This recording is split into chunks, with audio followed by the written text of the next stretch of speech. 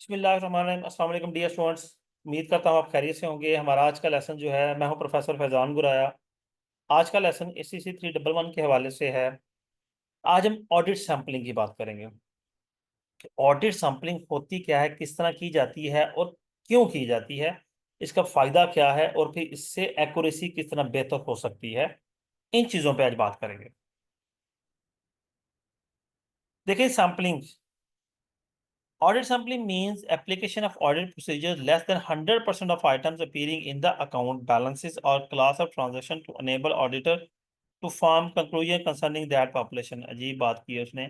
हम अपने अकाउंट्स में से जो हमने अकाउंट्स चेक करने हैं वो हमारी पॉपुलेशन है।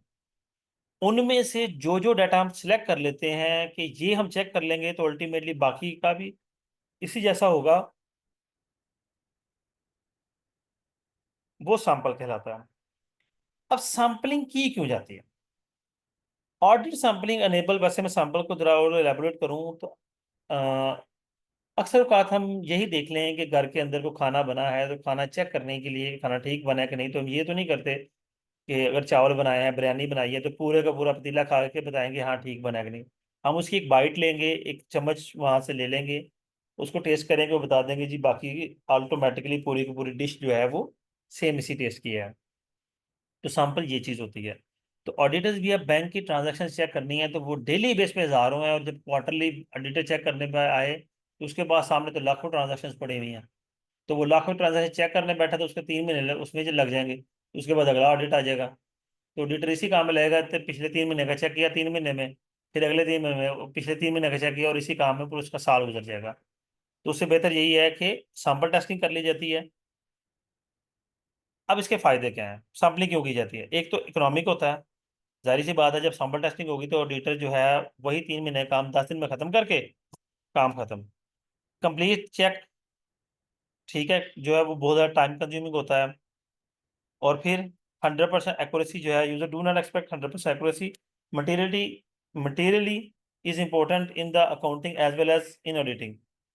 इस चीज़ का ख्याल, 100% एक्यूरेसी कहीं भी क्लियर नहीं होती, लेकिन फिर भी सैंपल चेकिंग बहुत कुछ हमें वाज़ेह कर देती है।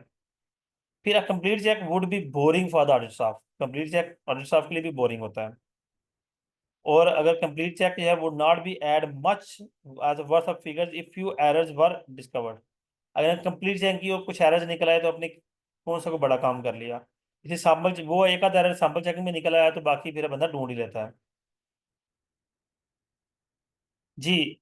अब दो तरह की अप्रोच यूज की जाती है, एक जजमेंटल सैम्पलिंग की जाती है, एक स्टैटिस्टिकल सैम्पलिंग की जाती है। जजमेंटल सैम्पलिंग तो अपने अंदाजे से की जाती है,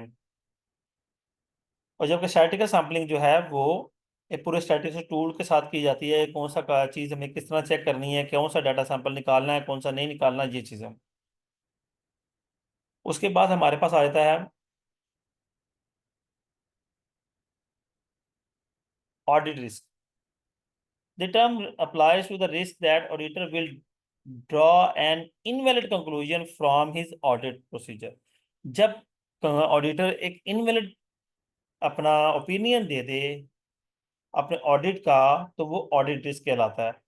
अब इसके कई तरह के कंपोनेंट्स हैं। एक है इनहेरेंट रिस्क, कंट्रोल रिस्क और डिटेक्शन रिस्क। इनहेरेंट रिस्क है, this is the risk attach to an particular population because of the factors like the type of industry. a new manufacturing high-tech industry is more prone to errors of all sorts than a stable business like beverage। एक stable business है वहां पे errors कम होगी, जबकि एक नई manufacturing firm start हुई है तो वहां पे एरर्स ज्यादा होंगे। तो ये इनहेरेंट रिस्क है कि ऑडिटर दोनों को एक तरह लेके चलता है। फिर कंट्रोल रिस्क क्या है? This is the risk that internal controls will not detect and prevent material errors.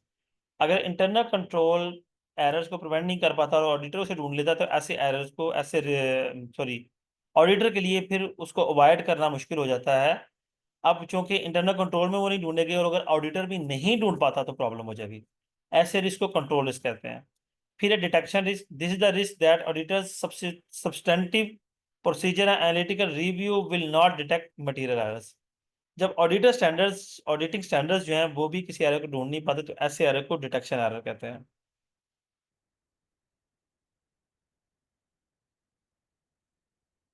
Next हमारे पास आ जाएगा स्टेजेस ऑफ ऑडिट सैम्पलिंग। सबसे पहले हम अपने ऑडिट ऑब्जेक्टिव सेट करेंगे कि हमें सैम्पलिंग क्यों करनी है, कि किस तरह से करनी है। फिर दूसरे नंबर पे अपने पॉपुलेशन सेलेक्ट करेंगे कि हमारी पॉपुलेशन कौन सी है, यानी कि किस डाटा को हमें चेक करना है। सेल इनवॉइसेज हैं, कोई परचेज का है, कोई फाइनेंस का है, व्हाट्सएवर। फिर हम अपना सैम्पलिंग यूनिट डिसाइड करेंगे कि हमें सैम्पलिंग अब किस तरह से करनी है, किन किन चीज़ों को चेक करना है। फिर हम उन एरर्स को एक्सप्लेन करेंगे जो सब्सटेंटिव टेस्ट में हमें फाइंड आउट हुए हैं। In the solve calculation an error of greater than ₹100 only may constitute an error for this purpose. कोई भी छोटा मोटा एरर आ जाता है। Deviation sorry, definition of deviation in compliance test. The deviation may be any failure to carry out a control procedure or it may be a partial failure. Deviation जो है may be any failure to carry out a control procedure। क्या होता है कि किसी भी deviation में be any failure to carry out control procedure, यानी कोई भी जो आपका कंट्रोल प्रोसीजर के साथ कोई फेलियर आ जाता है चेक करते हुए, जो पार्शियल फेलियर आता है वो इस चीज़ में कंसिडर होता है। अश्योरेंस, अच्छा बाकी चीज़ें नहीं है।